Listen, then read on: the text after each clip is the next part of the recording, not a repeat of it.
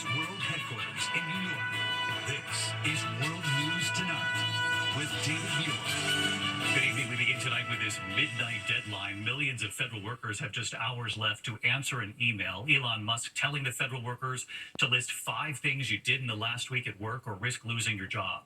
Tonight, confusion over whether this is mandatory, but Elon Musk on X saying failure to do so, quote, will be taken as a resignation. And today, President Trump calling the proposal ingenious, saying if people don't respond, they would be semi-fired or fired. ABC's chief White House correspondent Mary Bruce leading us off. First, and I'll come back to you, okay? I promise.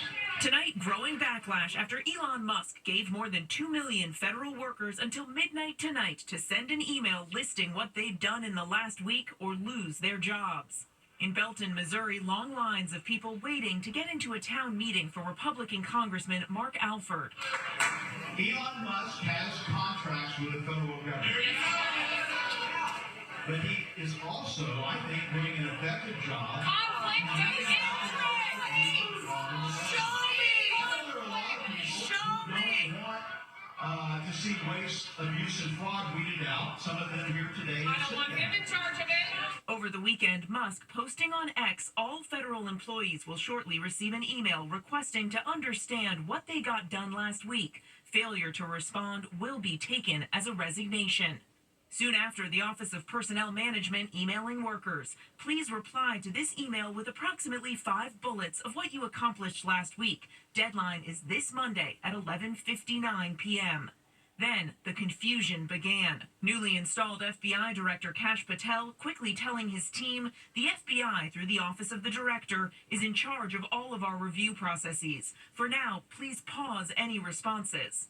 At least 3 agencies, including the Justice Department, the State Department, and the Department of Defense, also instructing their employees not to respond to Musk's directive. But other agencies sending the opposite message. The Treasury Department telling its employees you are required to respond before the deadline. Transportation Secretary Sean Duffy sending similar signals. I have no problem with the employees here saying, what did you do last week? And if you can't come up with 5 things that you did, maybe you shouldn't be employed here. The Department of Health and Human Services sending competing messages to its own workers. First telling them to respond to the email, then 6 hours later telling them not to respond. And tonight telling workers they can respond if they want to, but instructing assume what you write will be read by malign foreign actors and tailor your response accordingly. Still, other agencies insisting the email was optional. The Department of Agriculture telling workers there's no penalty for not responding. Today in the Oval Office, the president himself saying if you don't respond, you're semi-fired or fired. We have people that don't show up to work and nobody even knows if they work for the government. So by asking the question, tell us what you did this week, what he's doing is saying, are you actually working? And then if you don't answer, like you're sort of semi-fired or you're fired. The president calling Musk's idea ingenious. But tonight, the head of the largest union of federal employees says the workforce is on edge and very frustrated, adding the administration's goal is clear. They want to confuse the workforce. They want to put fear in the minds of the workforce that they'll just quit. And now sources tell us the Office of Personnel Management has told agencies this directive is voluntary, but we all heard what the president said, that if you don't respond, you will be fired or semi-fired. The bottom line here, there is still a lot of confusion around all of this tonight. And in the meantime, the president is announcing the far-right podcaster Dan Bongino to be second in command at the FBI, a loyal Trump supporter. He has stoked conspiracy theories about January 6th and has been deeply critical of the FBI, David. All right, Mary Bruce leading us off at the White House. Mary, thank you. We turned out of the harrowing Delta flight out of Atlanta, flying to Columbia, South Carolina. They had just taken off when the cabin filled with thick smoke. You can see it right there in the images. The pilots immediately turning back to Atlanta, the passengers rushing to cover their faces, then using slides to escape once they landed. Gio Benitez covers aviation. Tonight, thick smoke seen filling the cabin of this Delta Airlines flight, passengers covering their noses, the plane forced to return to Atlanta. Smoke in the cabin and need to plan a return back.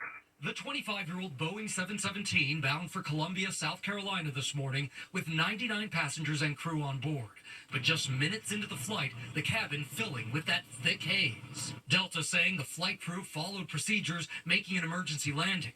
Atlanta Fire Rescue helping to evacuate the plane. Passengers seen going down slides and standing on one of the wings. When we went out of one of the exits, we were actually on the wing. And we kept saying, well, how are we going to get down? And we had to go back in the plane and during more smoke and then go to the other exit and then fly down the chute. And it comes after these incredible images. Over the weekend, an American Airlines flight from New York's JFK escorted by Italian Air Force fighter jets. The plane headed for New Delhi, India, landing in Rome after it was diverted because of a security threat. The captain came on and said that there was a diversion due to a security issue. A senior official telling ABC News the flight was rerouted due to a bomb threat received over email. Passengers bused to the terminal for screening, Italian authorities conducting a security sweep of the aircraft. The threat later found to be non-credible. Meanwhile, David, back in Atlanta on that smoke incident, the FAA says it is investigating and trying to figure out where that smoke came from. David? Unsettling couple of months for flyers across the country. Gio, thank you again tonight. We do have new reporting this evening, the deadly hostage standoff in Pennsylvania. Police say a man shooting a doctor, a nurse, a custodian at a hospital, and then shooting several officers when they arrived. Authorities say killing one of them. Tonight here, word on a motive. Here's Aaron Katursky. Tonight, a senior law enforcement official tells ABC News anguish and anger over the recent death of a loved one motivated a deadly attack at this hospital. Police in West York, Pennsylvania say Diogenes Archangel Ortiz burst into the intensive care unit at UPMC Memorial Saturday morning with a semi-automatic handgun, wounding a doctor, a nurse, and a custodian, then zip-tying a staff member, taking her hostage. Holding her at gunpoint, coming out into the hallway, the officers, left with no recourse, did open fire. Ortiz killing West York police officer Andrew Duarte and wounding 2 more officers before he was killed by police. Duarte had just turned 30 and was one of only 13 officers on the West York force. His mother, Nancy, telling our affiliate WHTM. The Lord used him to save the lives of others, even though it took Andrew's life. Which I can't even believe when I say it out loud. The attack follows the caught-on-camera assassination of healthcare executive Brian Thompson. Alleged killer Luigi Mangione, who was pleaded not guilty, has become a folk hero for some who see the crime as vengeance. Violence at hospitals is rising, David. In recent years, healthcare workers have come under attack more than any other employee in the private sector. David? Aaron Katursky tonight. Aaron, thank you. Tonight, the future of Ukraine in the high-stakes meeting at the White House. President Trump side by side with French President Emmanuel Macron. Macron offering some praise for Trump, but warning, when it comes to Ukraine, peace must not mean a surrender of Ukraine. President Trump, who has called President Zelensky a dictator, was asked today if Putin is a dictator. How he answered, and our Ian panel with President Zelensky in Ukraine tonight. 3 years since Russia launched a massive invasion of Ukraine. Today at the White House, President Trump and French President Emmanuel Macron pressed about their deep divisions when it comes to the future of Ukraine. I've spoken to President Putin, and my people are dealing with him constantly, and they want to end this war. With allies in Europe who've been left out of recent negotiations between the US and Russia watching closely, Macron making it clear this war can't end in Russia's favor. This peace must not mean a surrender of Ukraine. It must not mean a ceasefire without guarantees. This peace must allow for Ukrainian sovereignty and allow Ukraine to negotiate with other stakeholders regarding the issues it affects. That affects it, rather. When pressed, Trump again refusing to call Vladimir Putin a dictator, instead saying he might visit Moscow soon, a trip that would be a huge boost to Putin, who's been isolated from the West since the start of the war. If the president called Zelensky a dictator, would you use the same words regarding Putin? I don't use those words lightly. I think that we're going to see how it all works out. Ukrainian President Zelensky, who Trump has called a dictator, under intense pressure from the White House to sign a deal giving the US permission to mine critical minerals and resources inside Ukraine. President Zelensky has stood strong and defiant, fighting for security guarantees Ukraine needs to ensure Russia doesn't invade again, telling me over the weekend he's ready to resign if it means peace. You're under pressure from Moscow to step aside and Washington to hold elections. Would you be willing to give up the presidency if it meant peace for Ukraine? Even offering to stand down if it meant membership of NATO, saying, I'll do it immediately without a long conversation about it. David, there have been large-scale rallies across Europe tonight expressing solidarity with Ukraine. In Paris, the Eiffel Tower lit up in the colours of the Ukrainian flag, highlighting, I think, the very real differences now between the US and its allies on the war. David. Ian Pennell in Kyiv again tonight for us. Ian, thank you. Tonight, the new message of caution from the Vatican on the health of Pope Francis. His 11th night in the hospital now at 88. What they're now saying about the Pope is cardinals and the faithful gather in St. Peter's Square. Our Marcus Moore at the Vatican tonight.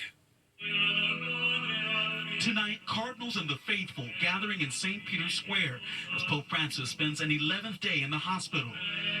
My prayer is that will be done, really. I don't know what to pray for. I hope he's not suffering. The Vatican today saying the 88-year-old Pope showed slight improvement but remains in critical condition after suffering a prolonged asthmatic respiratory crisis over the weekend. The Pope requiring both oxygen and blood transfusions to increase his red blood cells and platelet count. The mother of the church. Cardinal Timothy Dolan of New York making headlines suggesting the Pope was near death. We of the Catholic family and so many of our friends and neighbors find ourselves this morning at the bedside of a dying father, as our Holy Father, Pope Francis, is in very, very fragile health and probably close to death. On Sunday, doctors said the Pope showed slight signs of decreased kidney function, but insists it's under control as he battles pneumonia in both lungs. The Vatican saying today he's responding well to treatments. You can't really expect much when you're managing critical patients because every day things can change, sometimes by the hour. And David, the Vatican also says the Pope returned to some work today, including making his routine call to the parish in Gaza. Still, doctors remain cautious about his prognosis. David. People around the world pulling for the Pope. Marcus, thank you. Back here in the U.S., the CDC is investigating a listeria outbreak linked to frozen supplemental shakes served to people at long-term care facilities and hospitals. The outbreak has been linked to Lions Ready Care and Cisco Imperial frozen supplemental shakes made by Prairie Farms in Fort Wayne, Indiana. All have been recalled.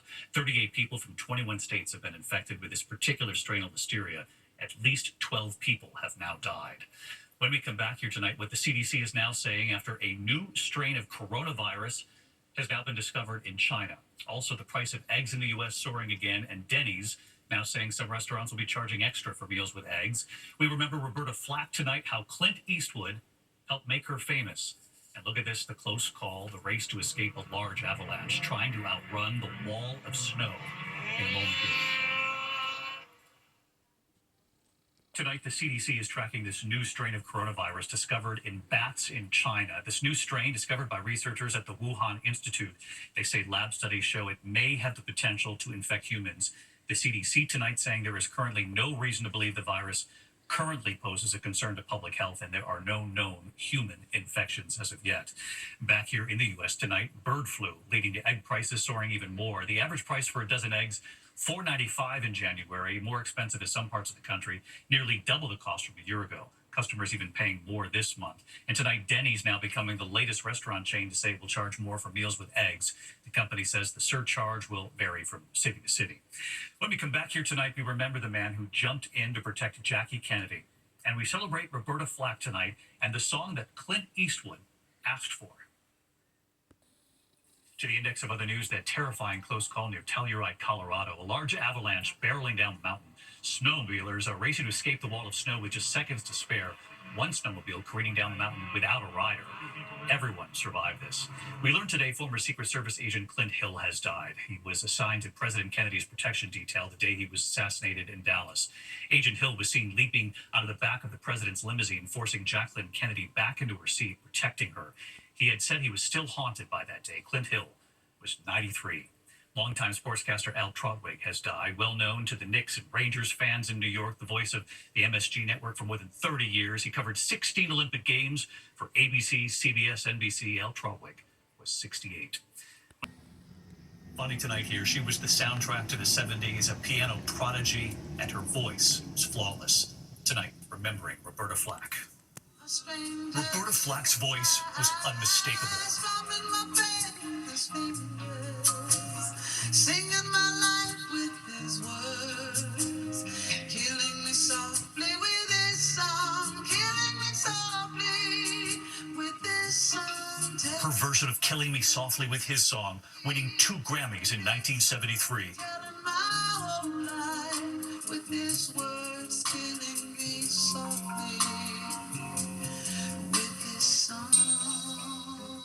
When I first heard the words, killing me softly with his song, just the sound of those words together had such magic for me. Her smooth vocal style, her poetic soulful ballads, her grace on the piano. One of the top recording artists of the 1970s. I feel like making love to you. Roberta Flack was born outside Asheville, North Carolina in 1937. She was a classically trained pianist, so gifted she received a full scholarship at 15 years old to Howard University. First musical memory is Jesus loves me, this I know, for the Bible tells me so. And that was a very strong memory for me because that's where my Sunday school superintendent discovered that I had extra musical talent. She became a school music teacher, and she would perform at night before pursuing her dream. The transition from the classroom to the stage was a very easy, smooth one for me personally.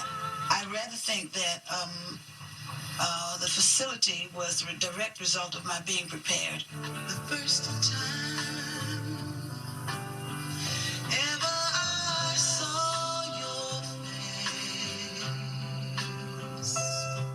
Her version, The First Time Ever I Saw Your Face, becoming her first hit after Clint Eastwood asked to use it in his 1971 movie Play Misty for Me. It would go on to win a Grammy.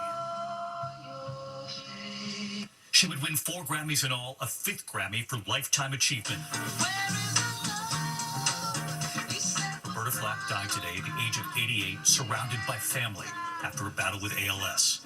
Love is a song and an honest giving of feelings and emotions. As a performer, if you can connect to that thought, then whatever the song is, it's success. I'm happy to be Roberta Flack. I'm happy to sound like I do. I mean, I'm very satisfied with that. Yeah.